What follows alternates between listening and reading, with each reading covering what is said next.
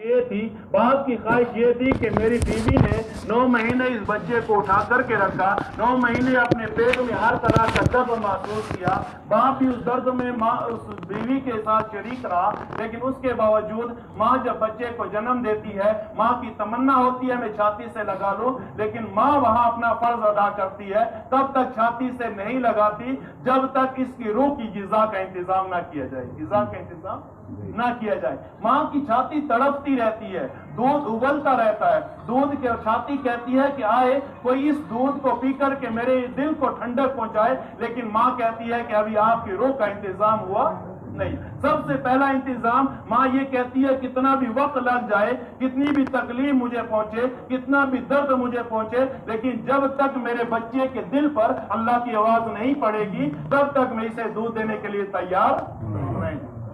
یہ ہے ہمارے بدن اور ہماری روح کی پہلی غذا۔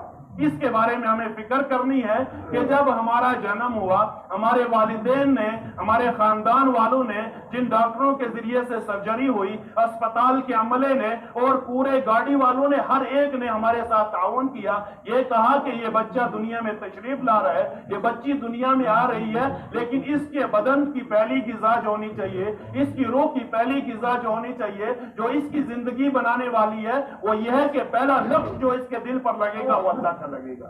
کس کا لگے گا؟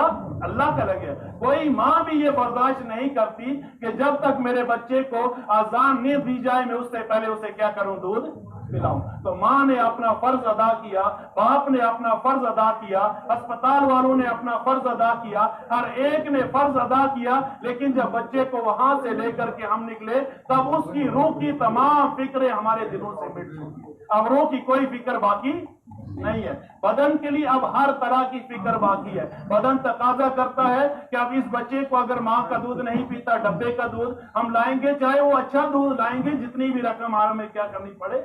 صرف کرنی پڑے۔ پھر بچہ 2 سال کا ہو جائے گا، شریعت کی طرف سے حکم آئے گا اب دودھ پلانے کی اجازت نہیں ہے، اب ہم بچے کے لیے اچھی غذا کا کیا کریں گے؟ انتظام کریں گے۔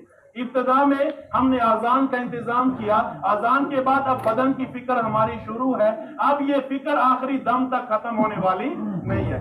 اب نہ پریوار سوچ رہا ہے کہ جو غذا، جس غذا سے ہم نے شروعات کی تھی، نہ والدین سوچ رہے ہیں کہ جس غذا سے ہم نے ابتدا کی تھی ہم اس غذا کی فکر کر رہے ہیں یا نہیں کر رہے، بس صرف بدن کی فکر آخر تک لگی جائے گی، یہاں تک کہ اس بدن سے یہ روح نکل جائے گی اور اس کے پاس کوئی بھی غذا کا انتظام ہوگا نہیں، یہ سکڑی ہوئی ہوگی، یہ بدن سے نکلنا نہیں چاہے گی، لیکن فرشتے جو عذاب کے ہوں گے وہ کانٹے ڈال کر کے زبردستی اسے بدن سے کھینچ کر کے نکال لیں گے۔ یہ روتی رہے گی، یہ پکارتی رہے گی کہ مجھے ابھی وقت چاہیے، ابھی میری روح کا انتظام نہیں ہوا، ابھی مجھے غذا نہیں دی گئی، لیکن کہا جائے گا کہ اب آپ کو غذا دینے کا وقت ختم ہو چکا ہے۔ کیا ہو چکا ہے؟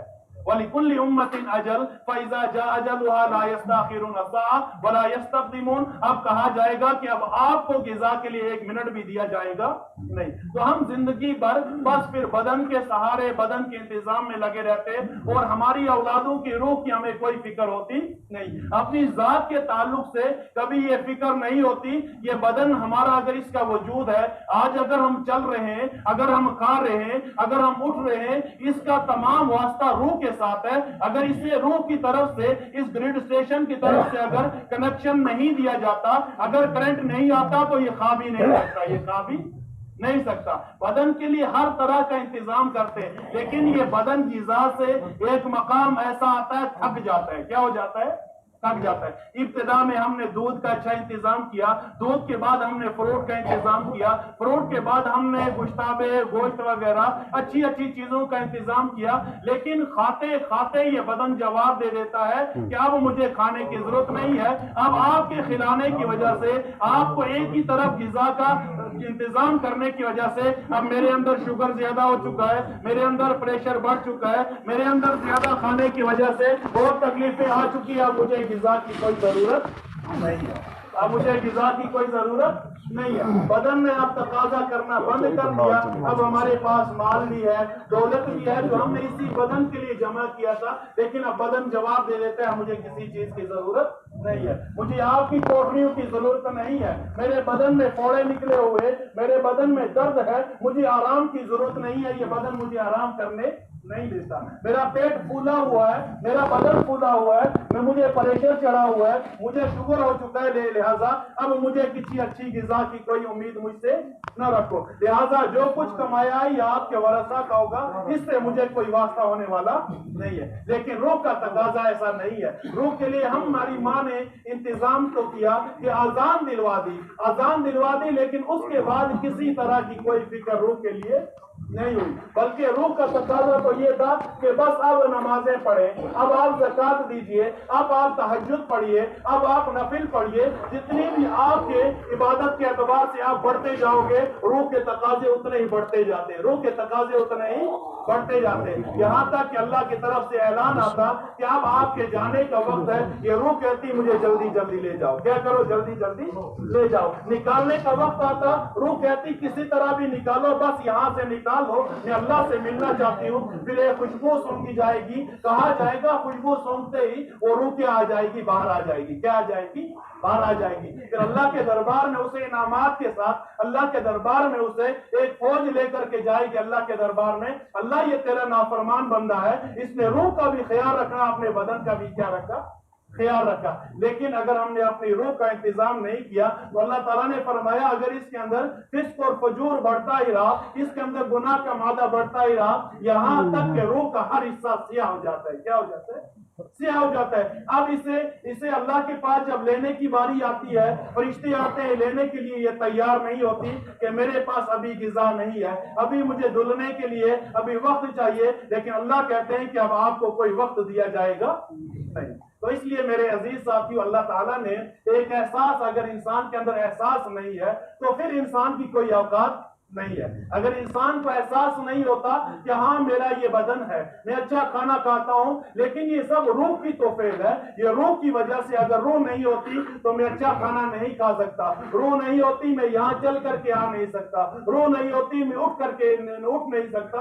لیکن اس کے سلسلے میں ہمیں اپنے بارے میں احساس کرنا چاہیے, جو احساس ہمارے پاس ابھی موجود نہیں ہے. اس لیے میرے عزیز ساتھیو, اللہ تعالیٰ نے روح کے تعلق سے بیان فرمایا کہ روح کے لیے جو چیزیں مضر ہیں, روح کے لیے جو چیزیں مخالف ہیں, جو شریعت کے بھی خلاف ہے, روح کی بھی خلاف ہے, اس کے تعلق سے میں نے 2 آیتیں تلاوت کی. ایک سورہ لقمان کی آیت نمبر 6 ہے اور دوسری سورہ آل عمران کی آیت نمبر 178 ہے.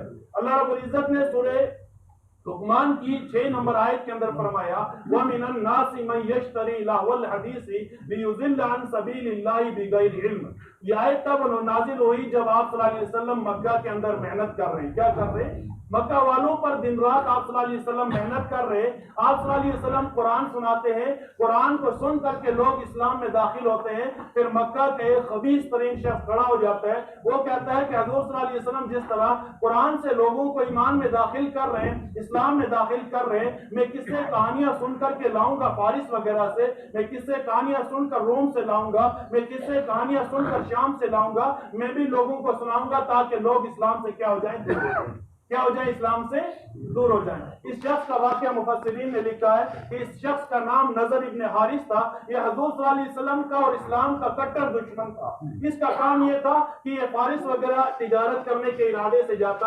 اب جب اس نے دیکھا کہ مکہ کی حالت حضور صلی اللہ علیہ وسلم کے اعلان کے بعد بدلنے والی ہے, یہاں کیفیت بدل رہی ہے, یہاں معبود باطلہ کو لات ماری جا رہی ہے, تو وہ فارس سے بہت سارے رستم وغیرہ بڑے بڑے جو بہادر گزرے ہیں ان کے واقعات یاد کر کے لاتا. اب مکہ والوں سے کہتا کہ آؤ میں آپ کو حضور کی مجلس سے اپنی مجلس بتلاتا ہوں کہ میرے پاس موجود ہے, اچھے واقعے میں آپ کو سناتا ہوں جس سے آپ کی روح کو لطف آئے گا, مزہ آئے گا. کیا آئے گا, مزہ آئے گا. اسی طرح مفسرین نے لکھا ہے کہ اس نے ایک عورت کو خرید کر کے لایا, ایک گانے والی لونڈی کو خرید کر کے لایا اور مکہ کے اندر اسے نچاتا اور مسلمانوں کو کہتا آؤ اس سے لطف اٹھا لو, کیا کرو, آؤ مزے لے لو, آؤ اس کی سریلی آواز سے اپنی روح کو تسکین بخشو. تو اللہ رب العزت نے اس کے تعلق سے اور اسی طرح اس طرح کے کام کرنے والوں کے تعلق سے قیامت تک اللہ تعالیٰ نے بیان فرما دیا وَمِنَ النَّاسِ مَن يَشْتَرِي لَهْوَ الْحَدِيثِ لِيُضِلَّ عَن سَبِيلِ اللَّهِ بِغَيْرِ علم.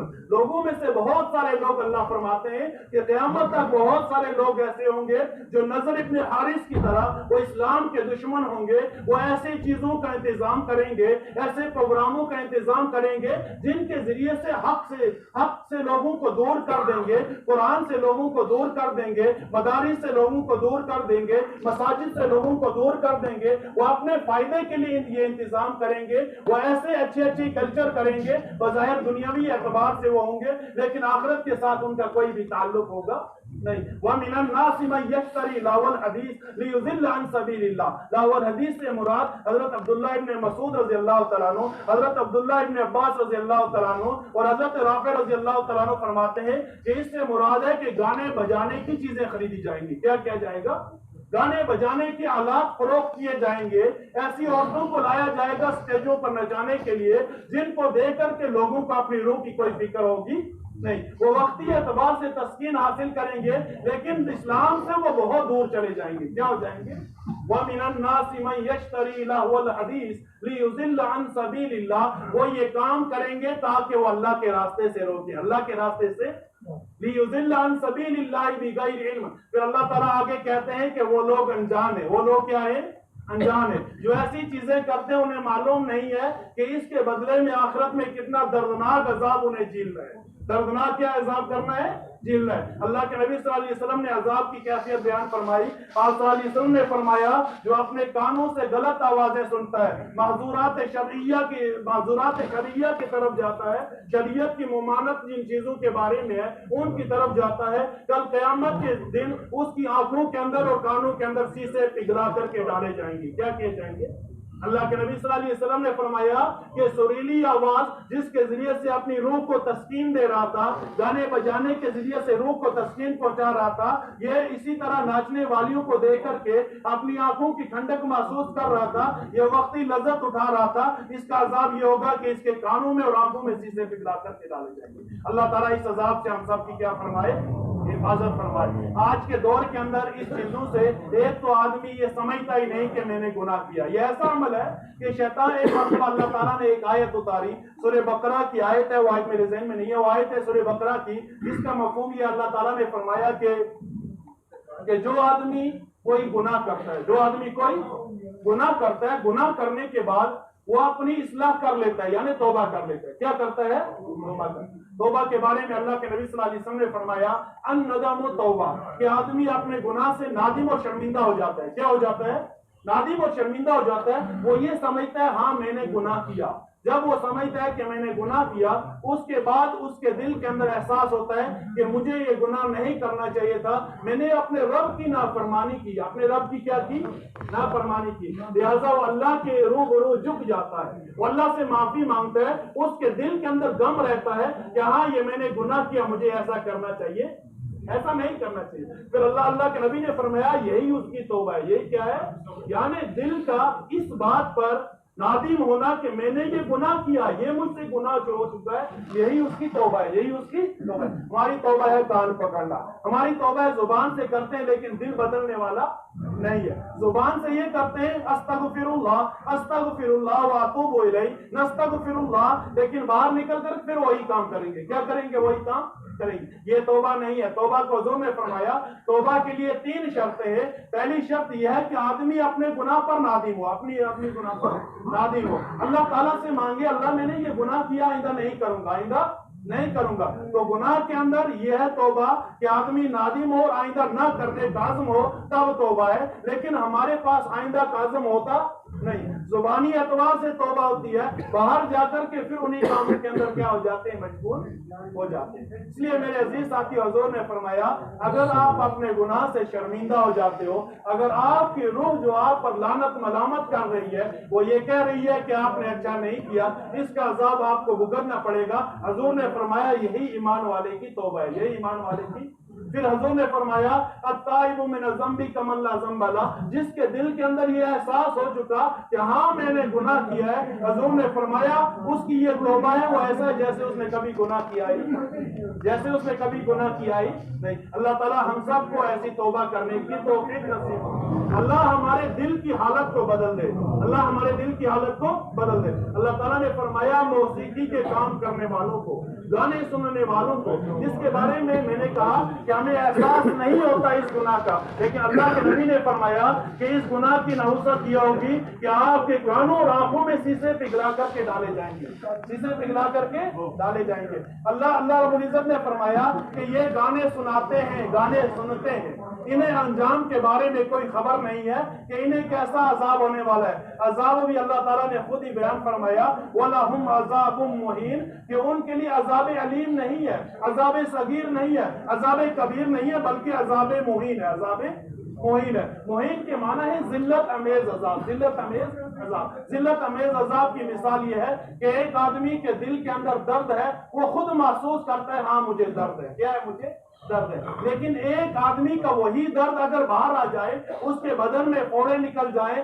اس کی زبان تھرتھرا جائے، اس کے چہرے پر پیپ وغیرہ نکل آ جائے، تو دوسرے لوگ اسے نفرت کرنے لگ جاتے ہیں۔ کیا کرنے لگ جاتے ہیں؟ نفرت۔ اب گھر والے بھی ہاتھ اٹھا لیتے ہیں، سامنے نہیں اٹھاتے، بعد میں اٹھا لیتے ہیں، چھپ کر کے اٹھا لیتے ہیں کہ اللہ تعالیٰ اسے ہم سے دور ہی کر دے، کیا ہم سے دور ہی کر دے، معاشرہ اس سے نفرت کرنے لگ جاتا ہے۔ اللہ نے فرمایا یہی ذلت امیز عذاب ہے جس کا مزہ یہ خود بھی چکھے گا اور دوسروں کے سامنے یہ ذلیل بھی ہو کر کے رہے گا، دوسروں کے سامنے یہ ذلیل بھی ہو کر کے رہے گا۔ اسی لیے اللہ تعالیٰ نے گانے سننے والوں کے بارے میں یہ نہیں فرمایا وَلَهُمْ عَذَابٌ عَلِيمٌ کہ ان کے لیے آخرت میں عذاب ہے، نہیں، ان کے لیے دنیا بھی عذاب ہے، ان کے لیے دنیا میں بھی کیا ہے؟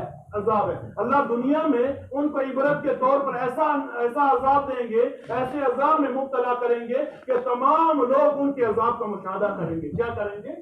مشاہدہ کریں گے۔ اس لیے میرے عزیز ساتھیوں، اپنے کانوں کو بچانا ہے، اپنی زبان کو بچانا ہے۔ کل یہی کام کل وہاں بولنا شروع کر دیں گے، ہاں میرا کام تھا صحیح بات کو سننا، لیکن اس نے صحیح بات میں استعمال کیا نہیں، یہ زبان تو بند ہو جائے گی، یہ کچھ کہنے کے قابل نہیں ہوگی، اس پر اللہ کی طرف سے مہر لگ جائے گی، تالے لگ جائیں گے۔ اب کان آواز دے گا، کان اللہ کے سامنے کہے گا اللہ میں کیا کرتا، اللہ میں چاہتا تھا یہ اچھی بات دل کے تک پہنچائے، لیکن اللہ تعالیٰ یہ برے کاموں کے اندر کیا رہا؟ مبتلا رہا، برے کاموں کے اندر مبتلا رہا۔ اس لیے میرے عزیز ساتھیو، اللہ تعالیٰ نے اس آیت کے اندر فرمایا وَمِنَ النَّاسِ مَن يَشْتَرِي لَهْوَ الْحَدِيثِ، جو لوگ خریدتے ہیں ایسے سامان کو، سامان کا مطلب کیا ہے؟ وہ اگر کوئی چیز ریڈیو خریدتے ہیں، مقصد یہ نہیں ہے کہ خبریں سنیں گے، مقصد یہ ہے کہ میں گانے سنوں گا، میں FM وغیرہ یا اسی طرح میوزک جو اس پر پروگرام وغیرہ آتے ہیں میں وہ سنوں گا، تو اللہ تعالیٰ نے فرمایا کہ اس کے لیے دردناک عذاب ہے۔ کیا ہے دردناک عذاب ہے؟ موبائل خرید رہا ہے، اس لیے نہیں کہ میں چلو اچھے کام کے اندر استعمال کروں گا، اس سے قرآن پڑھوں گا، اس سے علم سیکھوں گا، یا اس کے ذریعے سے مجھے دنیاوی معلومات حاصل ہو جائیں گی، اس کے لیے نہیں خریدتا۔ یا میں اپنے دور جو رہنے والے میرے ساتھی ہیں، میں ان سے اس کے ذریعے سے رابطہ رکھوں گا، یہ نیت نہیں ہے، بلکہ خریدتے ہی وقت اس کی نیت یہ ہے کہ میں اس کے اندر فلمیں وغیرہ دیکھوں گا، ڈرامے دیکھوں گا، میوزک سنوں گا، تو اللہ تعالیٰ نے فرمایا وَلَهُمْ عَذَابٌ مُّهِينٌ، اس شخص کے لیے دردناک عذاب ہے جسے کوئی اس کو اس عذاب سے بچانے والا نہیں ہے۔ پھر آدمی سوچ لیتا ہے شیطان کی طرف سے، یہی بہکاوا میں سورہ بقرہ کی آیت کے بارے میں کہہ رہا تھا، سورہ بقرہ کی آیت نازل ہوئی کہ جو لوگ ایمان والے ہیں گناہ ان سے ہو جاتا ہے، جب وہ گناہ کر لیتے ہیں اس کے بعد نادم ہو جاتے ہیں، کیا ہو جاتے ہیں؟ شرمندہ ہو جاتے ہیں۔ تو جب شرمندہ ہو جاتے ہیں، اللہ کے سامنے استغفار کر لیتے ہیں، اللہ فوراً ان کی توبہ قبول کر لیتا ہے، تو ان شیطان کی کمر اس وجہ سے ٹوٹ جاتی ہے۔ نازل ہوئی ہے تو اس موقع پر شیطان نے رونا شروع کر دیا۔ کیا کر دیا؟ یعنی جس طرح نوحہ کرتے ہیں، پکارنے لگا، چلانے لگا، اور جتنے بھی اس کے کارکنان تھے، اس کے ساتھ کام کرنے والے، ہاتھ بٹانے والے، وہ سب جمع ہوئے کہ آقا یہ بتلاؤ آج کیا ہوا، آج کیا ہوا؟ تو شیطان نے کہا کہ آج ایک آیت نازل ہوئی ہے، اس آیت نے میرے کمر توڑ دی۔ کیا کر دی؟ میری کمر توڑ دی۔ ہر چیز کا میرے پاس علاج تھا، اس کا کوئی علاج میرے پاس نہیں ہے۔ پھر اپنے ساتھیوں سے کہا، شیطانوں سے کہا ابلیس نے کہ اس کا انتظام کرو، اس کا کوئی نہ کوئی توڑ تلاش کرو، تو دور تک سب چلے گئے، سب شیطان پھیل گئے۔ تو پھر مفسرین نے لکھا ہے کہ ایک وقت ایسا آیا، شیطان نے پھر وہی عمل، وہی پکارنا، وہی چلانا، وہی رونا شروع کر دیا۔ اب سب جمع ہو چکے کہ آقا آپ کیوں رو رہے ہو، آقا آپ کیوں رو رہے ہو؟ شیطان نے کہا کہ اس کا میرے پاس جو بدل تھا وہ موجود اب میرے پاس ہے، اس کا علاج میں نے تلاش کر لیا، اس کا علاج میں نے تلاش کر لیا. تو انہوں نے پوچھا کہ ہمیں تو علاج ملا نہیں, آپ نے کیا علاج تلاش کر لیا؟ ہم سب لگے ہوئے تھے علاج تلاش کرنے میں, آپ کے پاس کیا علاج ہے کہ ایک آدمی جب توبہ کرے گا تو اس کے گناہ دھل جائیں گے, اس کے بعد آپ کیا کرو گے, کیسے اسے جہنم کی طرف لے جاؤ گے؟ تو شیطان نے کہا کہ اس کا علاج یہ ہے کہ میں امتیوں سے, حضور صلی اللہ علیہ وسلم کی امت سے ایسے کام کرواؤں گا کہ جس کے بعد انہیں توبہ کی توفیق ہوگی نہیں. وہ ایسے گناہوں میں مبتلا ہوں گے, وہ انہیں گناہ ہی نہیں سمجھیں گے. جب گناہ ہی نہیں سمجھیں گے تو کبھی اللہ کے روبرو استغفار کرنے کی نوبت آنے والی نہیں ہے. یہاں تک کہ وہ اسی حالت میں ہوں گے, وہ دنیا سے چلے جائیں گے, ان کی آخرت کیا ہو جائے گی؟ برباد ہو جائے گی. اور اگر آپ دیکھو کہ شیطان کے تعلق سے, شیطان کے بارے میں اللہ تعالیٰ نے اعلان فرما دیا کہ جب شیطان پر لعنت کی, پھر شیطان نے مہلت مانگی کہ اللہ میں آپ کے مقابلے میں آ رہا ہوں, میں ان لوگوں کو تیرے راستے سے ہٹا دوں گا. اللہ تعالیٰ نے فرمایا جنہیں مجھے ہدایت کرنی ہے انہیں آپ گمراہ کر سکتے نہیں. اس کے بعد شیطان نے اپنا کام شروع کر دیا, شیطان کو مہلت بھی مل چکی. پھر اللہ تعالیٰ نے شیطان کے عمل کے بارے میں بتلایا کہ جب شیطان ایک آدمی سے کفر کرواتا ہے, کفر جب آدمی کر لیتا ہے, اب شیطان کہتا ہے کہ میں رحمان کے سامنے شیطان جھک جاتا ہے اور کہتا ہے کہ اللہ میں اس سے بری ہوں, میں نے اسے نہیں کروایا, میں نے اسے نہیں کروایا. عمل غلط کروا رہا ہے شیطان, برا کام کروا رہا ہے, لیکن اس کے بعد اللہ سے کہتا ہے اللہ میں نے اسے نہیں کروایا, مجھے پتا ہے کہ ایسا کام کرنے والوں کے لیے آپ کے یہاں دردناک عذاب ہے, اللہ میں اس سے برات ظاہر کرتا ہوں, اللہ میں اس کا ساتھی نہیں ہوں. اس لیے میرے عزیز ساتھیوں سمجھنے کی ضرورت ہے, اللہ تعالیٰ نے موسیقی سننے والوں کو, گانے کے آلات خریدنے والوں کو, ایسے انتظام کرنے والوں کو دردناک عذاب تو دنیاوی اعتبار سے بیان فرمایا کہ اللہ تعالیٰ انہیں ذلت کی موت دے گا, اللہ تعالیٰ انہیں دردناک عذاب میں مبتلا کرے گا. آخرت کے تعلق سے حضور صلی اللہ علیہ وسلم نے بھی فرمایا کہ آخرت میں اس کے کانوں میں شیشے ڈالے جائیں گے, اس کی آنکھوں میں شیشے ڈالے جائیں گے, لیکن اس عذاب میں یہی مبتلا نہیں ہوگا. حضور علیہ السلام نے بہت سارے موقعوں پر فرمایا. آپ صلی اللہ علیہ وسلم ایک مرتبہ مسجد نبوی میں بیٹھے ہوئے ہیں, صحابہ کے بعد صحابہ سامنے موجود ہیں. اللہ کے نبی صلی اللہ علیہ وسلم اچانک صحابہ سے کہتے ہیں کہ قرب قیامت میں میری امت پر سخت عذاب آئے گا, ان کی صورتیں مسخ ہو جائیں گی. کیا ہو جائیں گی؟ انسان ہوں گے, دکھتے ہوں گے انسان, لیکن اچانک ان کی صورتیں بدل جائیں گی, وہ بندروں کی شکلوں میں ہو جائیں گے, وہ خنزیروں کی شکل میں ہو جائیں گی. اللہ ہم سب کی حفاظت فرمائے, اللہ ہم سب کی کیا فرمائے؟ حفاظت فرمائے. اللہ اس سے پہلے اللہ ہمیں دنیا سے رخصت فرمائے خیر کے ساتھ, اللہ ہمارے ساتھ خیر کا معاملہ فرمائے. اللہ کے نبی صلی اللہ علیہ وسلم نے حدیث بیان فرمائی, حضور نے فرمایا قرب قیامت میں میری امت پر ایک عذاب آئے گا جس کے ذریعے سے ان کی شکلیں بدل جائیں گی, جو ان کے بزرگ ہوں گے وہ خنزیروں کی شکلوں میں تبدیل ہو جائیں گے, جو نوجوان ہوں گے وہ بندروں کی شکل میں تبدیل ہو جائیں گے. صحابہ نے پوچھا اللہ کے نبی یہ بتلاؤ کیا وہ ایمان والے ہوں گے؟ حضور نے فرمایا وہ ایمان والے ہوں گے, وہ کلمہ طیبہ پڑھنے والے ہوں گے, وہ لا الہ الا اللہ محمد الرسول اللہ کہنے والے ہوں گے, واشہد ان لا الہ الا اللہ واشہد ان محمد الرسول اللہ کی صدائیں لگانے والے ہوں گے. پھر صحابہ نے پوچھا اللہ کے نبی وہ ایمان والے تو ہوں گے, کیا وہ نماز بھی ادا کرتے ہوں گے؟ حضور نے فرمایا وہ نمازی بھی ہوں گے. وہ کیا ہوں گے؟ نمازی بھی ہوں گے. پھر فرمایا اللہ کے نبی کیا وہ روزے دار بھی ہوں گے؟ کیا وہ رمضان کا خیال رکھتے ہوں گے؟ اللہ کے نبی نے فرمایا وہ روزے دار بھی ہوں گے. کیا ہوں گے؟ روزے دار بھی ہوں گے. اور صحابہ نے پوچھا اللہ کے نبی کیا وہ حج بھی کرتے ہوں گے؟ تو حضور نے فرمایا وہ حج کرنے والے بھی ہوں گے. پھر فرمایا کہ اللہ کے نبی وہ ایمان والے ہوں گے, ہر کام اچھا کر رہے ہیں, اللہ انہیں اس عذاب میں کیوں مبتلا کر دے گا؟ اللہ کے نبی نے فرمایا کہ جب وہ اچھے کاموں سے نکلتے ہوں گے پھر ان کی روح یہ تقاضا کرتی ہوگی کہ اب ہم جائیں گانا سنیں, اب ہم جائیں میوزک سنیں, اب ہم جائیں کہیں تنہائی میں جا کر کے شراب پیئیں. اللہ کے نبی نے فرمایا وہ انتظام کریں گے پروگراموں کا, ایک مرتبہ سٹیج سجا ہوا ہوگا, سب لوگ دیکھ رہے ہوں گے, سامنے ناچنے والی ہوگی, سامنے گانے والی ہوں گی, سب شرابوں میں مست ہوں گے. اسی موقع پر اللہ کا عذاب آئے گا, یہ عذابوں میں کچھ بندر بن جائیں گے, کچھ خنزیر بن جائیں گے.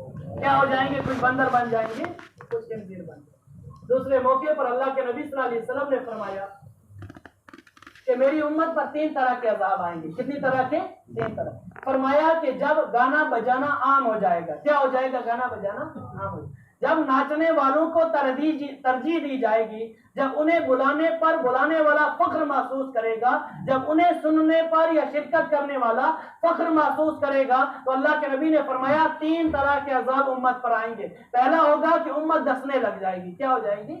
زلزلے آئیں گے, اللہ کی طرف سے قہر نازل ہوگا, طوفان چڑھیں گے کہ امتیں دسنا شروع ہو جائیں گی, زمین پھٹنا شروع ہو جائیں گی, زمین ان کا بوجھ برداشت نہیں کرے گی, زمین ان کا بوجھ برداشت نہیں کرے گی, آسمان ان کو سورج ان کو روشنی دینے کے لیے تیار نہیں ہوگا, آسمان ان پر بارش برسائے گا جس کی وجہ سے دسنے کی کیفیت پیدا ہو جائے گی. پھر فرمایا دوسرا عذاب ہوگا, ان کی صورتیں مسخ ہو جائیں گی. کیا ہو جائیں گی؟ صورتیں مسخ ہو جائیں گی. فرمایا تیسرا عذاب یہ ہوگا کہ ان پر آسمان سے بارش کی طرح پتھر برسیں گے. کیا کریں گے؟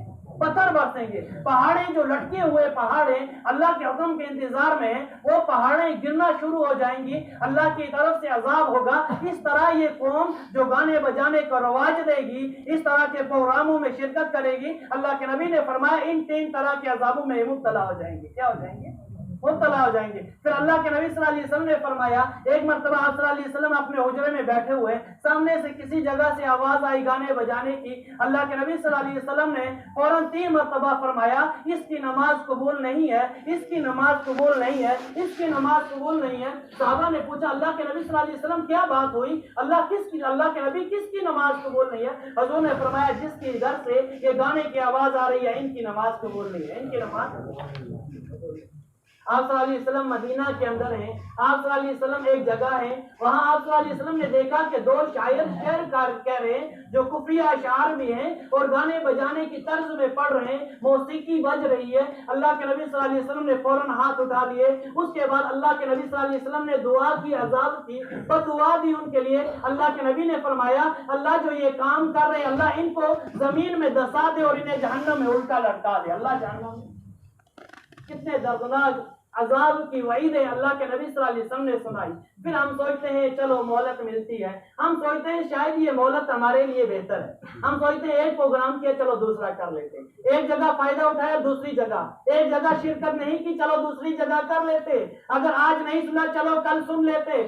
آج ہم نے اگر پروگرام میں شرکت کی کچھ ہوا نہیں, نہ تو ہماری صورتیں مسخ ہوئی, نہ آسمان سے عذاب نازل ہوا, نہ طوفان آئے, نہ ہمارے اندر کوئی بدلاؤ آیا. لہذا یہ سب کہنے کی باتیں اللہ تعالیٰ نے ایسے لوگوں کے بارے میں فرمایا وَلَا يَحْسَبَنَّ الَّذِينَ كَفَرُوا أَنَّمَا نُمْلِي لَهُمْ خَيْرٌ لِأَنفُسِهِمْ. اللہ نے فرمایا نہ گمان کرو, نہ گمان کرو, ان لوگوں کو نہ سمجھو اللہ کی نافرمانی کر رہے, آپ نہ سمجھو کہ وہ بچ رہے, ایسا نہیں ہے, ایسا نہیں ہے. اللہ فرما رہے ہیں نہیں, میں تو ان کے لیے ابھی میں جمع کر رہا ہوں دلائل, ان کے لیے میں ان کے لیے انتظام کر رہا ہوں کہ انہیں اپنی پکڑ کے اندر لاؤ, پھر انہیں کوئی بچانے والا موجود نہیں ہوگا. لا ناصر لاؤ ولا خیر لاؤ, پھر نہ تو ان کے لیے کوئی خیر ہوگی نہ ان کے لیے کوئی معاون اور مددگار ہوگا. اب اللہ کے راستے میں وہ کہیں گے کہ ہم اللہ کے راستے میں خرچ کر دیں, ہم اللہ کو رشوت دے دیں, اللہ کہیں گے اب کوئی چیز چلنے والی نہیں ہے. اللہ تعالیٰ نے جیسے ایک جگہ پر فرمایا یا ایھا الذین آمنوا انفقوا مما رزقناکم من قبل ان یاتی احدکم الموت فیقول ربی لولا اخرتنی الی اجل قریب فاصدق واکن من الصالحین. اللہ مجھے مہلت دے دے, میں تیرے راستے میں اپنے بدن کو خرچ کروں, میں عبادت کروں, اپنا پسینہ بہاؤں. اللہ کہے گا مہلت ملنے والی نہیں ہے. دوسری جگہ فرمایا یا ایھا الذین آمنوا انفقوا مما رزقناکم من قبل ان یاتی یوم لا بیع فیہ ولا خلۃ ولا شفاعۃ, کہ ایک دن ایسا آ جائے گا اب اللہ کے سامنے اس کا دوست کام آنے والا نہیں ہے, اس کا وکیل کام آنے والا نہیں ہے, جج کے ساتھ رابطہ ہے وہ رابطہ کام آنے والا نہیں ہے, مال و دولت ہے مال و دولت کام آنے والی نہیں ہے. اللہ تعالیٰ کہے گا کوئی بھی چیز کام آنے والی نہیں ہے. یہی اللہ تعالیٰ نے فرمایا وَلَا يَحْسَبَنَّ الَّذِينَ كَفَرُوا, اے اچھے عمل کرنے والوں نہ گمان کرو ان لوگوں کو جو کفر کر رہے ہیں, نہ گمان کرو ان لوگوں کو جو میوزک میں پھنسے ہوئے, نہ گمان کرو ان لوگوں کو جو گانا بجانے کے پروگرام کر رہے ہیں یا ایسی چیزوں کو کر رہے ہیں, نہ سمجھو ان لوگوں کو جو اپنے موبائلوں سے غلط سن رہے ہیں, نہ سمجھو ان لوگوں کو جو اپنے گھروں میں ڈرامے وغیرہ دکھا رہے ہیں اپنی بیٹیوں کو, اپنے گھر والوں کو, نہ سمجھو انہیں کہ وہ اللہ کے عذاب سے بچ رہے ہیں, ایسا بالکل بھی نہیں ہے. وَلَا يَحْسَبَنَّ الَّذِينَ كَفَرُوا, نہ سمجھو ان لوگوں کو جو اللہ کی نافرمانی کرتے ہیں, نہ سمجھو ان لوگوں کو جو بازار کے اندر ہیں لوگوں کو دھوکہ دے رہے, نہ سمجھو ان لوگوں کو جو دھوکہ بازی کر رہے ہیں, جو ناپ تول کے اندر کمی کر رہے ہیں, نہ سمجھو کہ وہ اچھا کر رہے ہیں, نہیں وہ اچھا کرنے والے نہیں ہے. نہ سمجھو ان لوگوں کو کہ قید سالی کا دور ہے, کسی کے پاس کھانے کے لیے اناج نہیں ہے, کھانے کے لیے چاول نہیں مل رہے, وہ اپنی دکانوں کے اندر جمع کر رہے کہ جب چاول ختم ختم ہو جائیں گے، ہم منافع کے اعتبار سے زیادہ منافع لے کر کیا کریں گے؟ فروخت کر دیں گے۔ وہ منافع کے اعتبار سے کر رہے، لیکن اللہ کہہ رہے ہیں یہ صحیح نہیں کر رہے، نہ آپ سمجھو کہ یہ صحیح کر رہے، یہ نفع ہے لیکن یہ اللہ کی طرف سے انہیں ڈیل ہے، اللہ کی طرف سے انہیں ڈیل ہے۔ ہمارے لوگ یہی کرتے ہیں، اگر بازار کے اندر کوئی چیز ناپید ہو جاتی ہے، نہیں ملتی، اب باہر سے لا کر کے ذخیرہ کر لیتے ہیں، جب وقت آئے گا وقت پر قیمت چڑھا کر کے بیچیں گے۔ کیا کریں گے؟ قیمت چڑھا کر، جبکہ یہ بالکل حرام ہے۔ اسی کو اللہ تعالیٰ نے فرمایا وَلَا يَحْسَبَنَّ الَّذِينَ كَفَرُوا، ہر گناہ والے کے لیے، ہر نافرمان کے لیے، ہر اعتبار کے لیے جو کھیتی باڑی کرتا ہے وہ دھوکہ کرتا ہے۔ مزدور لیتے ہو، مزدور مزدوری کرنے کے اندر اپنا پسینہ نہیں بہاتا، وہ اپنے اعتبار سے سستی کرتا ہے، صحیح کام نہیں کرتا، وقت سے پہلے ہی نکل جاتا ہے۔ اللہ نے فرمایا یہ سمجھ رہا ہے میں نے اپنے آپ کو بچا لیا، لیکن ایسا نہیں ہے، ایسا نہیں ہے۔ وَلَا يَحْسَبَنَّ الَّذِينَ كَفَرُوا أَنَّمَا نُمْلِي لَهُمْ خَيْرٌ لِأَنفُسِهِمْ، آپ یہ نہ سمجھو کہ یہ جو کچھ کر رہے ہیں یہ اپنے نفس کے اعتبار سے بہتر کر رہے ہیں، نہیں، یہ ان کے لیے بہتر نہیں ہے۔ اب اللہ نے جواب دیا میں انہیں کیوں مہلت دے رہا ہوں؟ انما نملی لہم لیزدادوا اثما، میں انہیں مہلت دے رہا ہوں تاکہ ان کے گناہوں کا پہاڑ بن جائے۔ کیا ہو جائے؟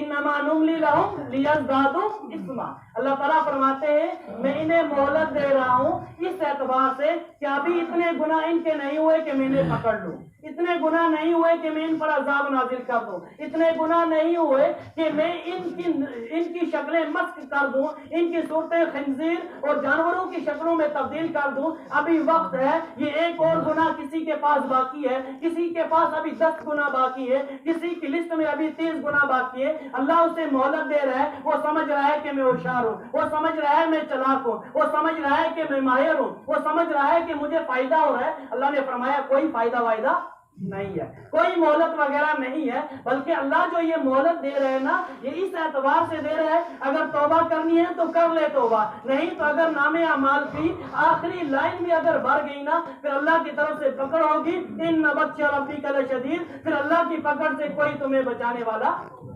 نہیں ہے، اللہ کی پکڑ سے پھر کوئی بچانے والا نہیں ہے۔ پھر جب اللہ کی پکڑ آئے گی نہ آپ کے لیے کوئی خیر ہوگی اور نہ آپ کے لیے کوئی مددگار ہوگا، نہ آپ کے لیے کوئی وکالت ہوگی، نہ آپ کے لیے کوئی وکیل ہوگا۔ اللہ کے حضور فیصلہ ہوگا، اللہ تعالیٰ کہیں گے اسے جہنم میں ڈال دیجئے، اب جہنم سے اسے چھٹکارا ملنے والا نہیں۔ تو کسی اعتبار سے بھی، کسی گناہ میں بھی اگر کوئی شخص مبتلا ہے، ہزاروں گناہ ہے، کسی اعتبار سے بھی کوئی شخص کسی گناہ میں مبتلا ہے، وہ یہ سمجھ رہا ہے کہ مجھ پر عذاب نہیں آیا، میرے حالات درست ہو رہے ہیں، میرا مال بڑھ رہا ہے، اللہ تعالیٰ نے فرمایا یہ آپ کے لیے بہتر نہیں ہے، یہ آپ کے لیے بہتر نہیں ہے، بلکہ آپ کا مال کا بڑھنا یہ آپ کے پاس رہنے والا نہیں ہے۔ انما نملی لہم لیزدادوا اثما، میں تو تمہیں مہلت دے رہا ہوں تاکہ آپ کے گناہوں میں اور اضافہ ہو جائے۔ کیا ہو جائے؟ اور اضافہ۔ پھر آگے فرمایا وَلَهُمْ عَذَابٌ مُّهِينٌ، اس کے بعد جب آپ کا نام اعمال بڑھ جائے گا برے عمل سے، اب اللہ تعالیٰ کی پکڑ آئے گی، پھر اللہ تعالیٰ آپ کو ذلیل کر دے گا۔ اللہ آپ کو کیا کر دے گا؟ ذلیل کر دے گا۔ اس لیے میرے عزیز ساتھیوں، روح کے تعلق سے، اپنے بدن کے تعلق سے اپنے اندر احساس پیدا کر رہے ہیں ہمیں کرنا کیا چاہیے تھا، ہم کیا کر رہے ہیں، ہمیں کرنا کیا چاہیے تھا۔ جس گھر سے صدائیں آتی تھی اللہ اللہ کی، جس ماں کی لوری ہوتی تھی اللہ اللہ کی، آج اس کی ماں کی اس بیٹے کے لیے لوری بدل گئی۔ جس ماں کے بدن سے بیٹا لگتا تھا اس بچے سے بھی 2 سال کا جیسے آواز نکلتی اللہ اللہ نکلتا، پہلا کلمہ نکلتا، لیکن اب طرح طرح کی چیزیں نکل رہی ہیں۔ یہ ہے کہ جو ماں کا مکتب تھا وہ مکتب نہیں رہا، ماں کا مکتب تھا وہ مکتب نہیں رہا تھا۔ ماں کے مکتب ہم یہ سوچتے ہیں کہ ہم جماعت میں اس لیے نکلتے ہیں کہ آپ بوڑھے ہو چکے ہیں، اب عمر 40 سال سے اوپر ہو چکی ہے، لہذا اب مدرسوں میں جائیں گے، مکاتب میں جائیں گے، حافظ صاحب کے پاس جائیں گے، یہ بہانہ کرتے ہیں کہ لکنت ہے۔ کیا بہانہ کرتے ہیں کہ لکنت ہے، اب ہماری زبان پک چکی ہے، ہم صحیح کر سکتے نہیں۔ جبکہ اللہ تعالیٰ نے فرمایا وَلَقَدْ يَسَّرْنَا الْقُرْآنَ لِلذِّكْرِ فَهَلْ مِن مُدَّكِرٍ، قرآن کو میں نے آسان کر دیا۔ کیا کر دیا؟ آسان کر دیا۔ ہے کوئی قرآن کو سیکھنے والا؟ ہے کوئی قرآن سے نصیحت حاصل کرنے والا؟ ہے کوئی قرآن کو پڑھنے والا؟ اور جو بہانے بنانے والے ہوتے ہیں وہ بہانے بناتے ہیں کہ اب ہماری زبان پک چکی ہے، اب ہمارا قرآن صحیح ہو سکتا نہیں۔ ہمارا حال یہ ہے کہ ہر چیزیں ہمیں یاد ہے، دنیا کے ہر معاملات کے اندر ہم آگے ہیں، معاشرتی زندگی کے اندر آگے ہیں، لیکن دین کے بارے بارے میں ہم بہت دور ہیں. ہمارا حال یہ ہے کہ امام کے پیچھے ہم 40 سال تک پیچھے نماز پڑھ رہے ہیں. 3 نمازوں کے اندر امام بلند آواز سے 3 نمازوں کے اندر بلند آواز سے امام 6 مرتبہ سورہ فاتحہ پڑھتا ہے, 6 مرتبہ سورت پڑھتا ہے, لیکن آج تک ہماری سورہ فاتحہ بھی صحیح ہوئی نہیں. ہماری سورہ فاتحہ بھی صحیح ہوئی نہیں, کیونکہ ہم دین کو سیریز لینے کے لیے تیار نہیں ہے. ہم دین کو دین ماننے کے لیے تیار نہیں ہے. ہم نسلی اعتبار سے مسلمان ہیں, ہمارا نام مسلمان ہے, لیکن یہ آخرت کے اندر کام آنے والا نہیں ہے. آخرت کے اندر یہ اللہ کے عذاب سے بچانے والا نہیں ہے. اس لیے اللہ کے نبی صلی اللہ علیہ وسلم نے فرمایا یاتی علی الناس زمان لا یبقى من الاسلام الا اسمه, کہ ایک زمانہ میری امت پر آئے گا کہ اسلام کا نام ہی باقی رہے گا. قرآن بھی ہوگا رسمی اعتبار سے, صبح شام پڑھ رہے ہیں, رسمی اعتبار سے کوئی مر گیا پڑھ لیا, سوچ رہے ہیں کہ مرنے والے کو شفا ہونے والی ہے. کوئی آدمی آخری عمر میں ہے, روح نکلنے کا مسئلہ ہے, روح نکلنے میں تنگی ہو رہی ہے, گھر والے حافظ صاحب کو بلا لیں گے, آؤ یاسین پڑھ لو. یاسین پڑھنے سے اس کی روح نکلنے میں آسانی ہو جائے گی. کیا ہو جائے گی؟ آسانی. بتلاؤ کیا اپنی زندگی کے بارے میں کبھی سوچا کہ قرآن پڑھیں گے ہماری زندگی میں آسانیاں آئیں گی؟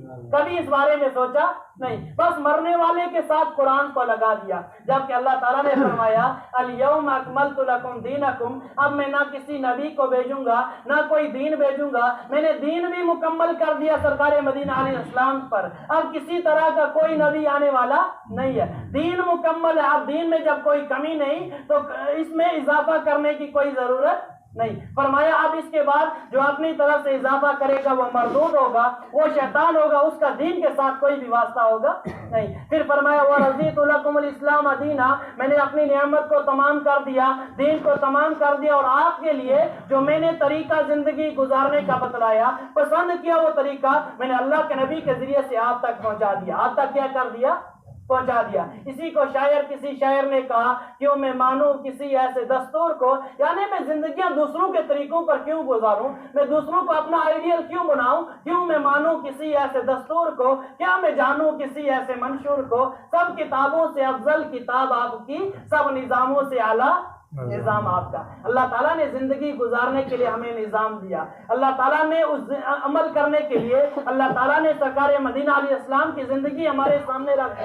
صحابہ نے ہر موقع پر عمل کیا, یہاں تک کہ حضرت عبداللہ بن عمر رضی اللہ تعالیٰ عنہ کے بارے میں آتا ہے کہ ایک مرتبہ چلتے چلتے وہ ایک جگہ رک جاتے, یعنی جب مکہ سے مدینہ جاتے ایک جگہ رک جاتے, پیشاب کرنے کی حیت بنا لیتے, پیشاب کرنے کی حیت بنا لیتے. صحابہ پوچھتے آپ کو پیشاب کرنے کی حاجت نہیں ہے, پھر بھی ایسا کیوں کر رہے ہو, پھر بھی سواری سے کیوں اترتے ہو, پیشاب کی حیت کیوں بناتے ہو؟ تو حضرت ابن عمر فرماتے میرے نبی یہاں رکے تھے, میرے نبی نے ایسی حیت بنائی تھی, اس لیے میں بھی ایسا کر رہا ہوں, اس لیے میں بھی ایسا کر رہا ہوں. عشق تو صحابہ کا یہ تھا کہ ایک صحابی ہر دن گھر آتا ہے, پہلے حضور کو دیکھ کر کے گھر آتا ہے, دل میں افسوس ہوتا ہے کہ حضور کے سر کے اندر مانگ ہے, میرے سر کے اندر گنگریالے بال ہیں, مانگ نہیں نکلتی, آخر کیا کروں کہ میرے سر کے بال تمہیں مانگ نکل آئے, میرے سر کے بال بھی حضور کے بالوں کی طرح ہو جائے. ہر دن کوشش کرتا ہے لیکن نکلنے کے لیے تیار نہیں ہے. پھر ایک مرتبہ غصے کے اندر آ کر کے اپنے چولہے کے اندر سینک ڈال دیتا ہے, جب وہ گرم ہو جاتی ہے اپنے سر پر لگا کر کے یہاں تک وہ اپنی مانگ نکال دیتا ہے, یہاں تک کہ سر تو جل جاتا ہے لیکن مانگ نکل جاتی ہے, مانگ نکل جاتی ہے. حضرت ابن عمر رضی اللہ تعالیٰ عنہ کا دور ہے, حضرت عمر کا دور خلافت ہے. حضرت عمر نے ایک مرتبہ اپنے دور کے اندر دیکھا کہ مسجد نبوی کے سامنے حضرت عباس کا گھر ہے, عباس کے گھر کا پانی مسجد نبوی کے گیٹ پر پڑ رہا ہے اور صحابہ نماز کے لیے جا رہے ہیں, صحابہ کو تکلیف ہو رہی ہے. کیا ہو رہی ہے؟ تکلیف ہو رہی. حضرت عمر نے حکم دیا کہ اس نالے پر نالے کو اکھاڑ دو, یہ چین کی چادریں جو انہیں ہٹا دو, اس کا رخ دوسرے طرف کر لو. فوراً ایسا ہوا کہ ابن عباس وہاں موجود نہیں تھے, لیکن دوسرے دن عباس آئے, انہوں نے دیکھا کہ عمر کے حکم سے اس چیز کو ہٹا دیا گیا, اس چیز کو کیا کر دیا گیا؟ ہٹا دیا. عمر رضی اللہ تعالیٰ عنہ امیر المؤمنین ہے, فوراً عباس کھڑے ہوئے, وہاں قاضی کے پاس گئے, قاضی کے پاس کہا کہ انہوں نے خلاف شرع عمل کیا ہے, یہ نالا حضور نے خود مسجد نبوی کے سامنے میرے مکان کا رکھوایا ہے, لہذا حضور نے جو عمل کیا حضرت عمر اس عمل کو کیسے چیلنج کر سکتے ہیں؟ لیکن قاضی کے پاس جب بات گئی, قاضی نے فیصلہ حضرت عباس کے حق میں دیا. اب عمر کھڑے ہو چکے کہ اللہ کے نبی نے پرنالہ لگایا تھا, مجھے معلوم نہیں تھا. اب حضرت عباس سے کہتے ہیں میں امیر المؤمنین ہوں, آؤ میرے کندھے پر چڑھ کر کے اس پرنالے کو لگاؤ, اس پرنالے کو लगाओ। अमीरुल मुमिनीन झुक जाते हैं, हजरत अब्बास तैयार हो जाते हैं, लेकिन जब हजरत अमीरुल मुमिनीन की ये कैफियत देखी, फरमाया कि मैंने मस्जिद नबवी के लिए पूरे मकान ही को वक्फ कर दिया। क्या कर दिया?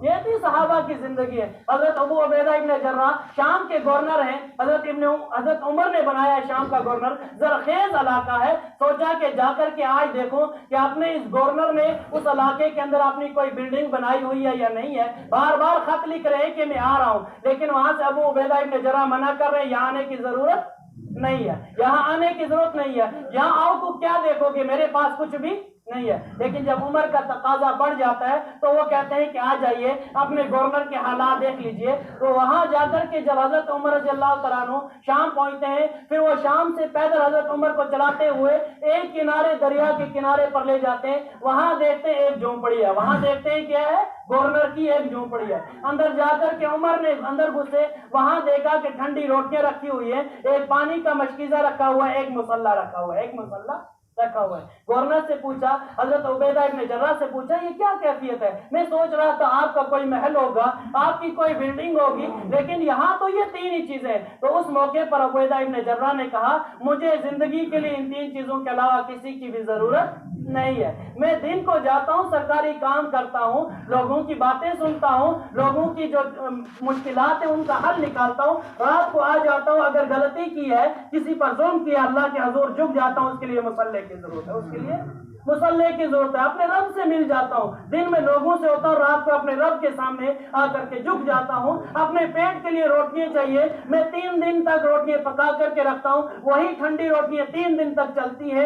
एक बुढ़िया आकर के पका करके चली जाती है, मैं उन्हें भिगो करके खाता हूँ, इससे मेरा बदन सही सालिम रहता है, मेरा बदन सही सालिम रहता है। रोटी उतारने के लिए पानी की जरूरत है, मुझे इस मशकीजे की जरूरत है, मुझे इसी मशकीजे के जरिए से मेरी प्यास बुझ जाती है, इसके अलावा मुझे जरूरत किसी चीज की नहीं है। उस मौके पर हजरत उमर के आंसू निकल जाते हैं। फरमाया कि वही हजूर के जमाने के साहबी है, हम तो बदल गए लेकिन ये उसी हालत पर है। अल्लाह ताला ने जरा भी इनके अंदर कोई तब्दीली नहीं लाई। अल्लाह ताला उन जिंदगियों के मुताबिक हमें अमल करने की तौफीक अता फरमाए। अल्लाह ताला अपनी रूह की फिक्र करने की तौफीक अता फरमाए। अल्लाह हम सब के साथ खैर का मामला फरमाए। जो अजाब की सूरतें, अल्लाह उनसे हमारी हिफाजत फरमाए। उससे पहले अल्लाह हमें अपने एतबार से अपनी रूह की फिक्र करने की समझ बूझ अता अल्लाह फरमाए, और अल्लाह ताला हम सब के साथ खैर का मामला फरमाए। व आखिर दावाना अनिल हम्दुलिल्लाहि रब्बिल आलमीन।